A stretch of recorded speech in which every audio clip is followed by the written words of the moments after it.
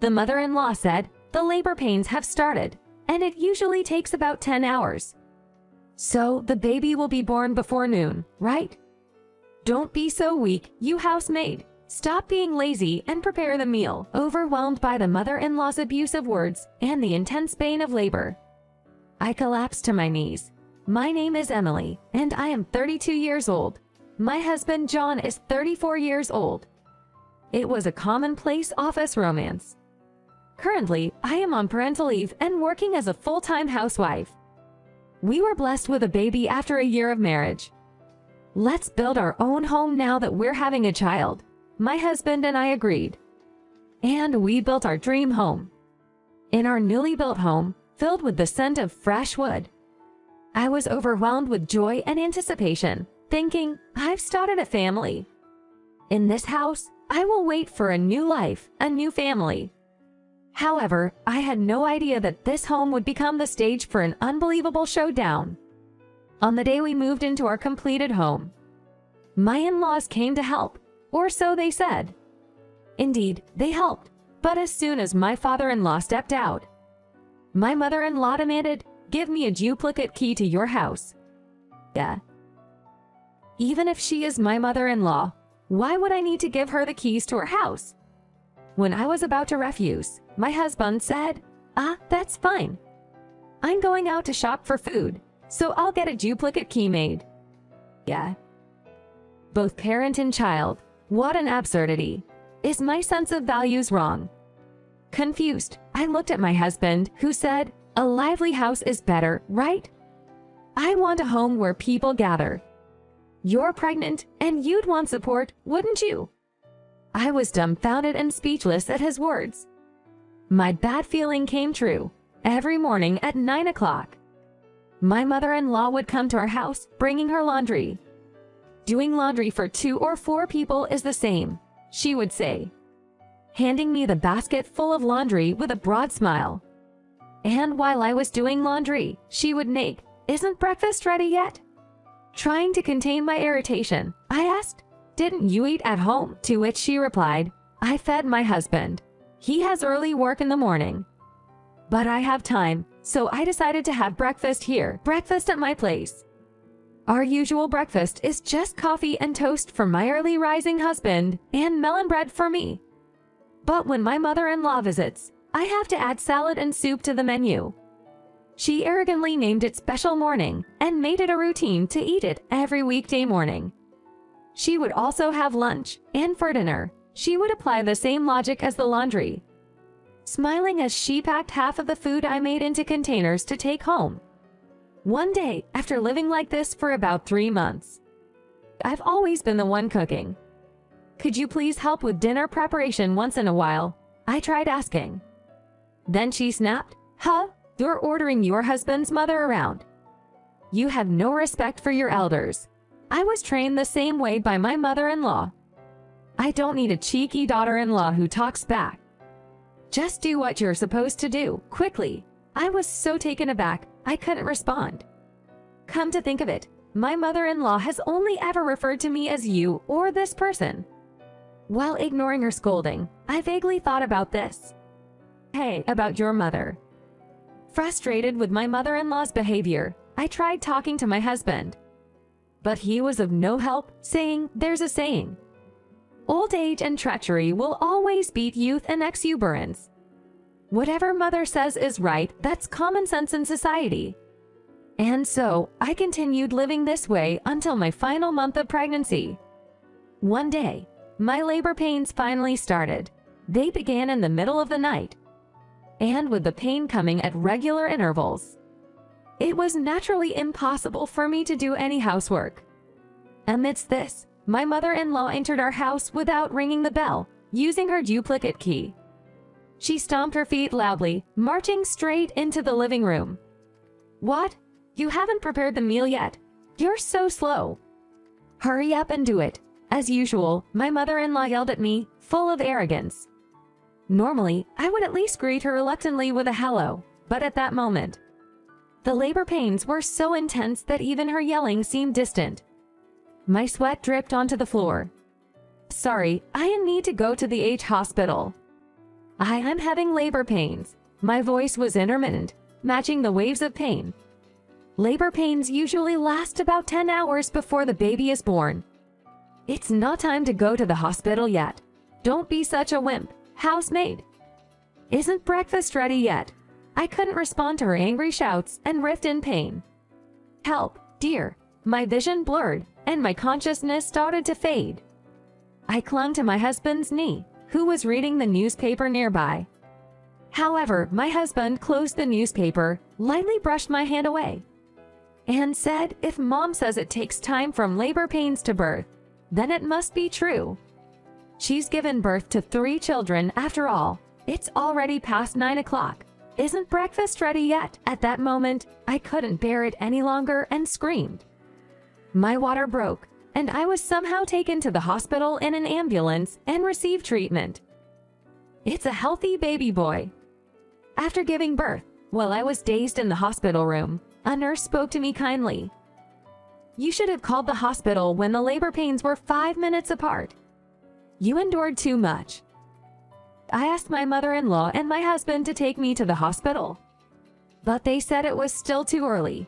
As I explained the situation, the nurse sighed and asked worriedly, "Hey, can you go back to that mother-in-law's house and raise your child well?" True to the nurse's words, even after giving birth, I would still be called you and this person and treated like a housemaid. Holding my newborn, I wondered if I could manage. My anxiety must have shown on my face.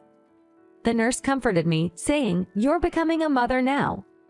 Protecting yourself means protecting your child. Take care of yourself for your child's sake. For my child, I must take care of myself." That's right. I made up my mind. The nurse patted my back with a smile. Without peace of mind for the mother, you can't properly handle breastfeeding, night crying, or even giving affection. For my child, I need to become strong. I have to be strong. While looking at my baby's hand, I clenched my trembling palm. When I returned home from the maternity hospital with my baby, there was my usual tormentor, my mother-in-law. "The housemaid is back." As soon as I entered the house, she sneered. However, my resolve was entirely different this time. I dropped my sports bag filled with hospital things onto the floor, stood up straight, took a deep breath, and then I yelled with a voice that echoed in the living room, "I am not a housemaid." My mother-in-law, who had never expected such a cry from me, shuddered and contorted her face. My husband also put down the newspaper he was reading and stared at me in shock. Old age and treachery will always beat youth and exuberance. That's laughable. You arbitrarily decided the labor would last 10 hours, and look at this hospital commotion. What's the merit of age? Just a waste of oxygen and a producer of carbon dioxide. I was surprised by my strong voice. The living room fell silent. I won't be silent anymore. I won't be submissive. To protect my child, I will protect myself as a mother. That's how I began my turnaround. The next day, my husband John went to work. We hadn't spoken since yesterday. I didn't know if he thought the housemaid treatment was wrong, or if he was just shocked by my sudden outburst, but he ate his toast quietly and left. After John left for work, I had an hour before my mother-in-law would come. During that time, I called a locksmith and had the front door lock changed.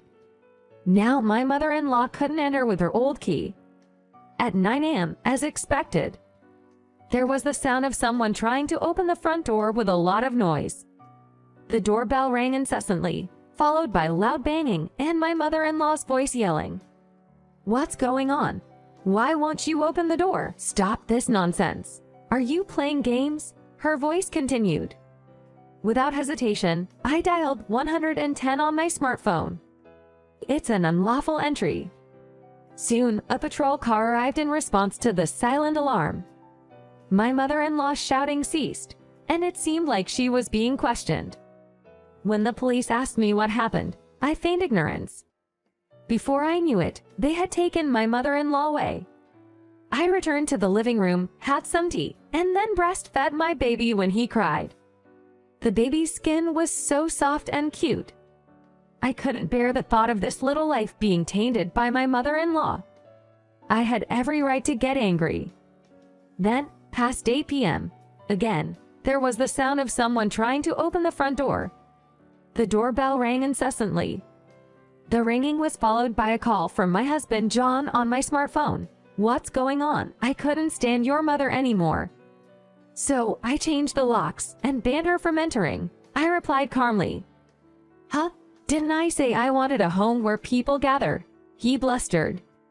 I retorted, "I prefer quiet home, a place where our family can relax. I've accommodated your wish for a year, right? Now it's time for my wish. Above all, I don't want to raise our baby in a tense environment." "Wait, didn't my mom help us?" As he continued to argue, I firmly said, "It was nothing but a nuisance. Even if your mother thought she was helping, I'm the one who evaluates that. And I'll never forget how she exploited me under the guise of wisdom of age. Once my maternity leave is over, I intend to return to work. I don't mind if we don't see each other anymore. I'll even tell everyone at work that you made me work until my water broke." I ended the call definitively. Afterward, I heard the sound of a car engine. Realizing John had resigned himself to go to his parents' house, I continued to watch TV. Breastfed my baby when he cried, and fell asleep holding my warm, cozy baby. As expected, the next day I received a call from my father-in-law. "I want to hear the reason for all this. Knowing your gentle nature, if you're this angry, it must mean my wife and son did something terrible, but I've only heard their side of the story." My father-in-law sounded flustered on the phone. I said, "I never want your wife, especially, to enter this house again, so I will visit you this weekend. Thinking about it, it's a 1 versus 2 battle between me, John, and his mother, but I have my baby to protect. I cannot afford to lose." I prepared for the weekend showdown by rehearsing potential conversations.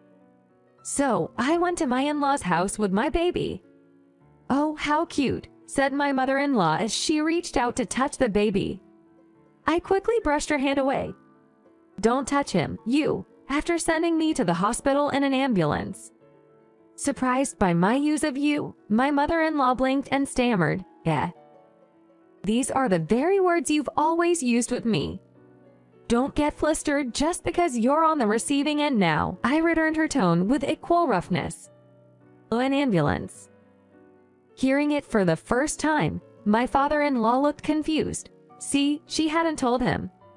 "Your wife almost killed me. I begged for help during unbearable labor pains, but was ignored. She even said, 'Housemaid, isn't the meal ready yet?'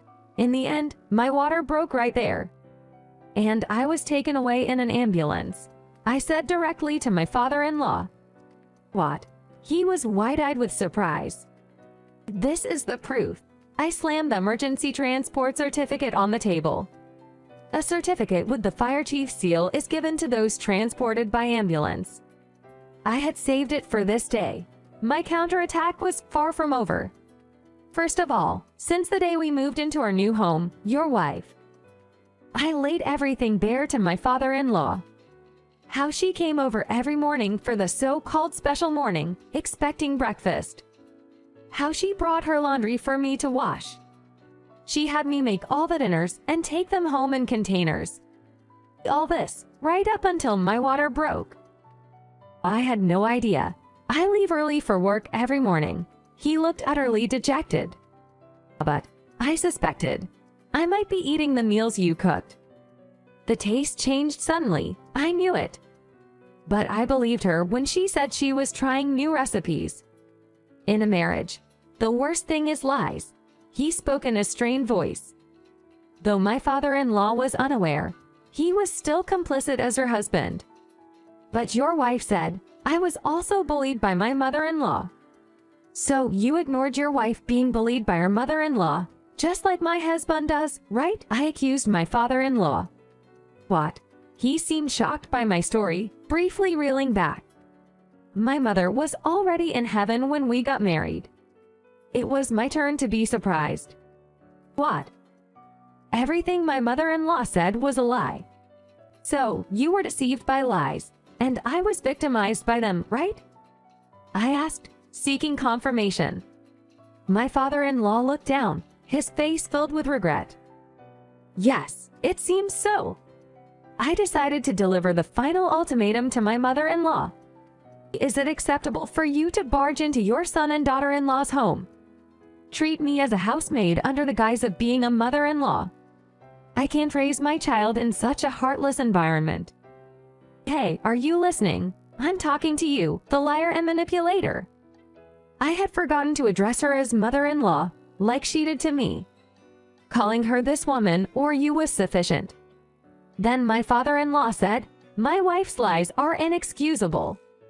But my son is equally responsible for turning a blind eye. John and his mother had nothing to say in response. Both of you are nothing but harmful to my baby's growth. Protecting myself means protecting my baby. To safeguard my child, I'm ending this relationship now. I presented the green paper I had prepared, and then I returned to work.